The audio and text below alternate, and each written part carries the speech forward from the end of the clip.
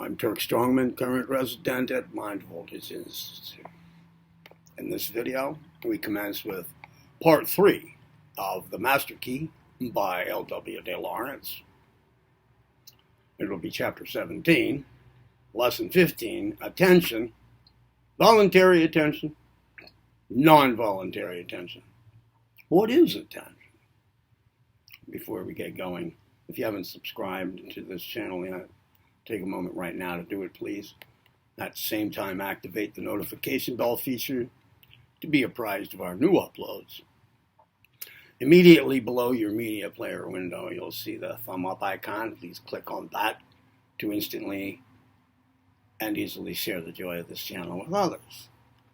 And then just a little further down in the video description area, you'll see the donation by PayPal information. Please make a note of it. Excuse me. Now let's go. The Master Key, Part 3, Chapter 17, Lesson 15, Attention. Voluntary attention, non-voluntary attention. What is attention? The mind is always busy. The stream of consciousness is ever flowing. Even in our sleep, we are never wholly unconscious. For the mind has its sentinels ever on the watch, and our dreams are but an echo of these. Thousands of messages are being sent to and from the brain every hour of our lives. Some of these are rushed into consciousness, and as we become aware of them, we are said to attend to them. Attention of this character is termed non-voluntary. We are compelled to attend, even though our attention is but momentary. But when we deliberately turn the stream of consciousness into a definite channel and attend to one object, such attention is termed voluntary attention. And it is this kind of attention which chiefly concerns us in concentration. Voluntary attention, therefore, is simply nothing else than the mind's directive power, the power to turn the stream of consciousness aside from its mad rush into a definite channel or train of thought. Students should distinguish between the terms consciousness, and attention. Consciousness may be said to be that state of mind which results whenever sensory impressions produce a mental experience. Attention, on the other hand, emphasizes the selective character of the organized process of mental life. Forced attention. By forced attention is what might be termed non-voluntary attention. There are many ways in which we are forced or compelled to pay attention, as shown in this chapter. Business of any kind, it tends to attract our attention. We feel compelled to notice a very tall man or woman or anything of abnormal size. Loudness comes under this category. A loud sound commands more attention than a weak sound. It arouses attention in half the time that a weak sound will take. Shocks or anything of a startling nature instantly command attention. We may say, therefore, that intensity of any kind is a facilitating influence in gaining attention. Neatness, cleanliness, and orderly arrangement command more attention than their opposites. The latter fills us with disgust, and our attention soon dies away. In some schools and laboratories, it has been found that students pay greater attention, much greater attention, in fact, and do better work where all the appointments are well ordered than where these are of an indifferent character. Expectation forces us to attend. If we are expecting a friend calling at our house, we hear and attend to every ring at the bell.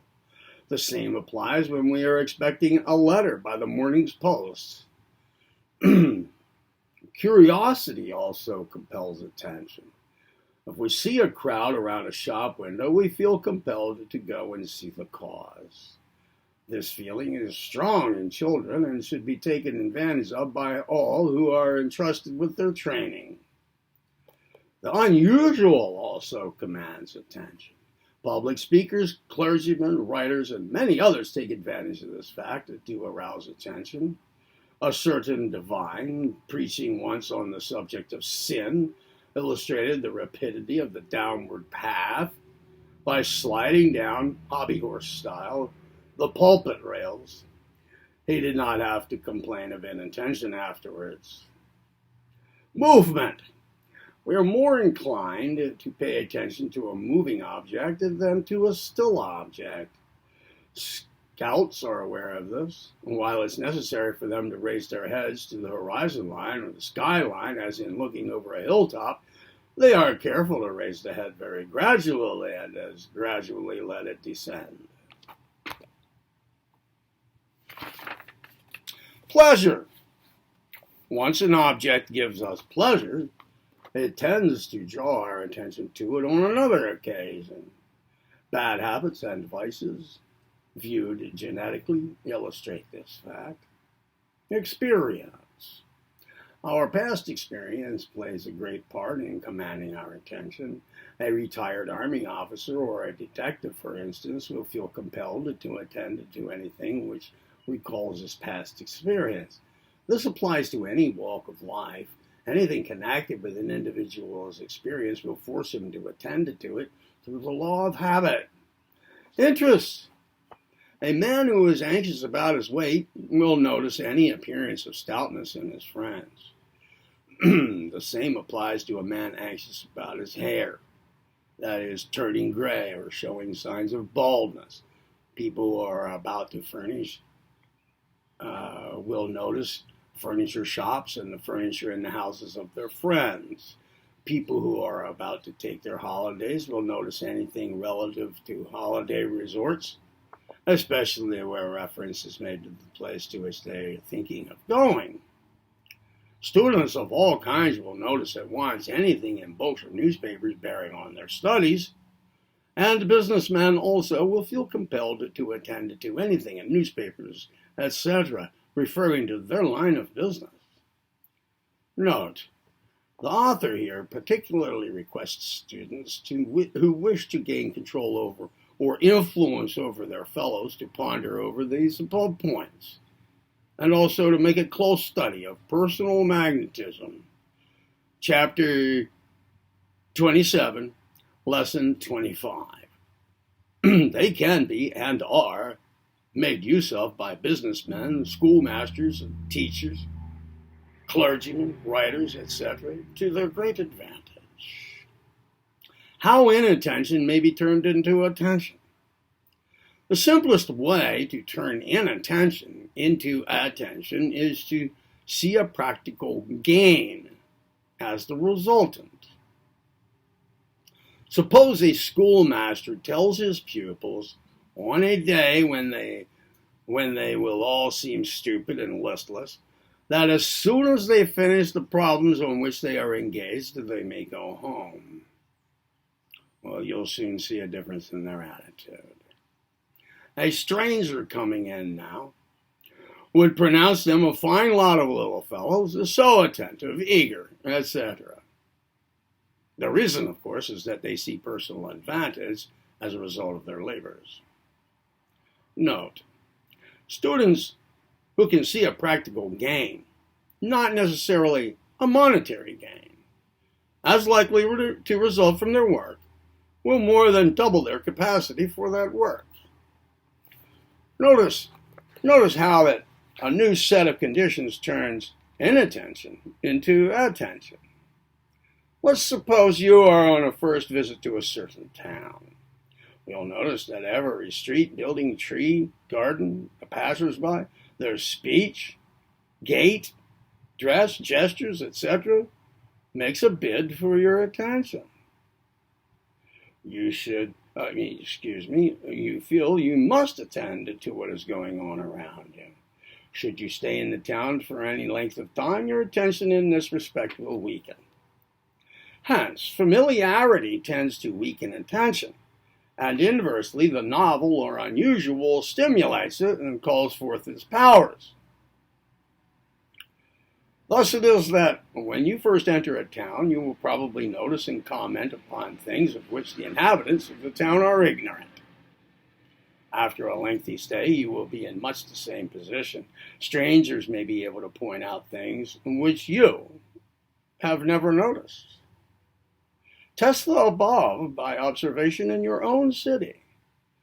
Look at buildings of any kind and see if there is anything about them which you have never noticed before. Look at your friends and apply the same tests. Repetition tends to turn inattention into attention. For instance, have you ever noticed how a drumming on the table by someone, when you are reading, is at first almost unheard, and then it seems to steal further into consciousness, until finally it creates intense irritation? This phenomenon is termed the summation of stimuli. In other words, the power of a weak stimulus to gain attention by repetition.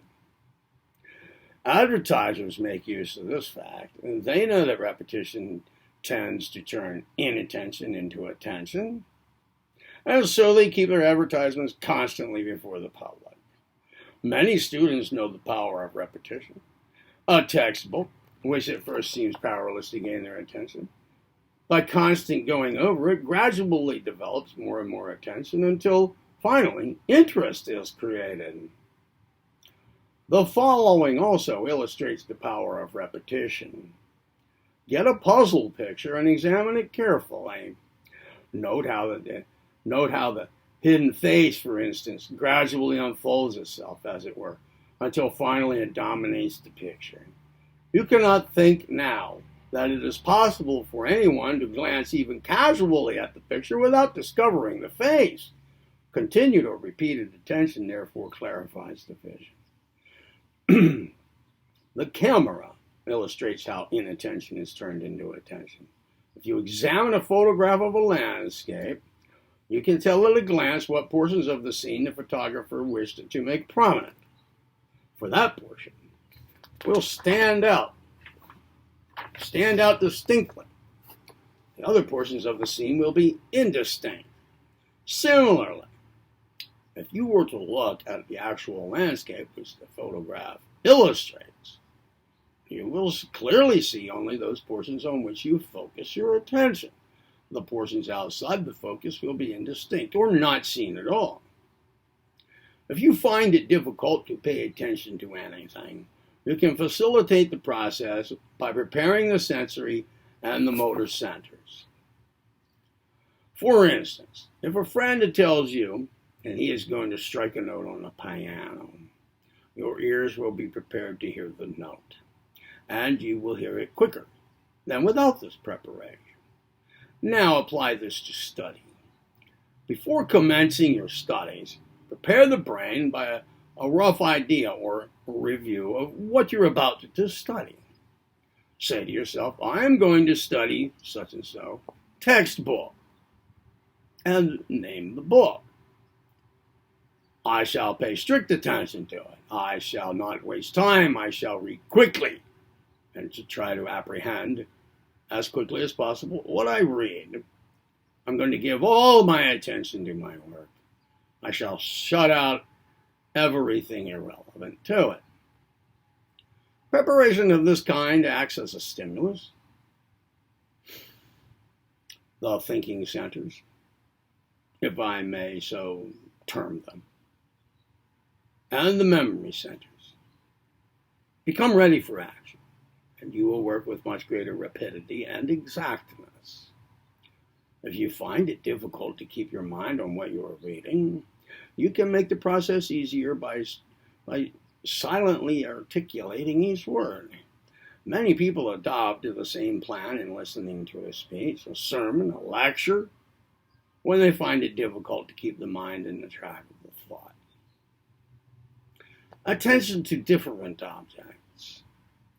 There is a difference of opinion among psychologists as to the number of objects we can attend to in the same attention process, but the majority seem to lean to the view that under such conditions we cannot attend to more than one or two objects. The power, however, varies in different individuals depending on their natural powers of perception and also on the amount of practice they have used. for practice greatly quickens our perceptive powers. When objects are grouped in threes or fours, where the objects are related somewhat, we can attend to a greater number of objects. When the objects are unrelated, the number is not so large. Familiarity with the objects likewise helps us as to the number to which we can attend. Anything which we have seen only a few times takes us longer to grasp than that with which we have been long familiar. The student should remember that the mind takes in each group as a unit. A number of individuals comprising each group is the resultant of practice. Strain in attention. Strain in attention is chiefly due to, first, wrong posture, second, faulty respiration, and third, worry. And this latter is the chief offender. It is the person who worries who finds the greatest strain in attention. Students who puzzle their brains over a problem know the harmful effect of this kind of attention. Businessmen, too, know how worry saps their energy when it enters into the attention processes of business. The attitude to adopt in such conditions is to attend quietly and calmly, and if no result can be obtained, as in trying to solve a problem, it is well to leave the matter over if possible and come back to it again later on. Students often waste precious time trying to grasp the meaning of a statement for which they're not prepared. In a textbook, they refuse to leave the page, and they will worry an hour or more in a vain attempt to master the statement. The best method is to mark such pages and read on. Often a few pages further on in the book, one will come across something which illuminates the difficult passage, and you'll realize its meaning in a flash. Similarly, a businessman who adopts this method will refuse to worry over business difficulties relating to details which he cannot fit into their place. Later on in the day or week, he will often find the solution in something else which seems totally unrelated. Wrong posture and faulty respiration have a great deal to do with the feeling of strain and attention. Notice people listening to a speaker or watching an enthralling play or reading an interesting book. Notice the tensity of the muscles, the shallow breathing, the huddled up position of the body. Is it any wonder that such people find attention a strain?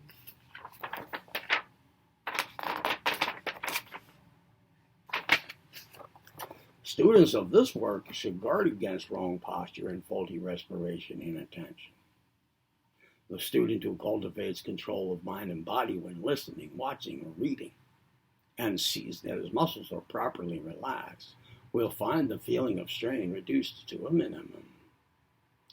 The habit of attention, how to cultivate it. To cultivate the habit of attention demands, as its prime requisite, an inclination to attend. Given the inclination, you must learn to direct it and control it. The easiest way to cultivate attention is found in repetition. That is to say, that which has gained the attention in the past, it makes further attention an easier matter. To extend the field of attention, the student must always go back to the old. That is, he must always show the old in the new. He must correlate his experience. The great difficulty in attention, is to keep the attention riveted to its object. And the simplest way to do this is to make it show new aspects of itself. Suppose you determine to keep your attention riveted on a hat for 5 minutes. The simplest way to do this is to ask yourself questions about the hat. What kind of a hat is it? What's its shape? What condition is it in? Does it show any marks or wear? If so, examine them. Who made it? Examine it and see if there is any name on it, what size it is, etc., etc. Apply the same principles to business, study, or sport. Ask questions about them. Ask their relationship to yourself. Ask what difficulties they represent and how they can be overcome. Ask other people how any of these things appeal to them. Get their point of view. If you go about your questioning in a definite manner, interest will be created and difficulties will vanish. Another way to cultivate continuous attention is to practice the dismissal of irrelevancies. As ideas and thoughts arise unrelative to the object of attention, practice putting them to one side. Refuse to entertain them. Say to yourself, I'm attending to, and name what you mean to be attending to and what you are attending to. I refuse to think of anything else. This habit can be acquired by constant practice. And as soon as interest is created in the subject, you are attending to the necessity for thought dismissal. As soon as interest, is created in the subject you are attending to, the necessity for thought dismissal will not exist. The habit of attention is facilitated by practicing control over respiration. The French designate a clever but superficial thinker as one incapable of any work of long breath. Students should pay great attention to the exercise on breathing in Lesson 12 of this work. Students who wish to attain the highest powers of attention must cultivate repose. Professor Bain puts it concisely, to think is to refrain from speaking or acting. Movement and the attention process are opposed. The one negatives the other. The brain needs all of its energy for the attention process, where attention involves expenditure of energy. Hence, to walk about, to drum on the table, or to indulge in other forms of movement is to waste the energy that the brain requires for its task.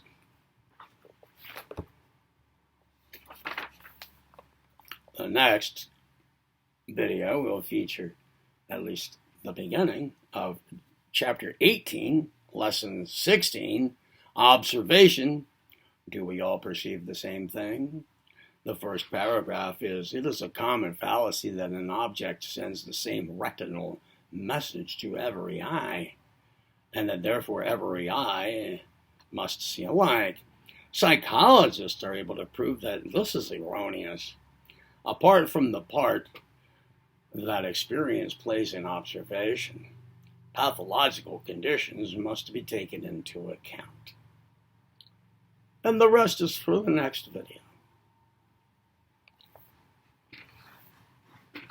I'm Turk Strongman, current resident at Mind Voltage Institute. As stated earlier, if you haven't subscribed to this channel yet, take a moment right now to do it, please. And at the same time, activate the notification bell feature to be apprised of new uploads here at Mind Voltage. Just below your media player window, please click on the thumb up icon to easily and instantly share the joy of this channel with others. And in the video description area, note the donation by PayPal information. And that's it. I'll see you in the next video. Be well.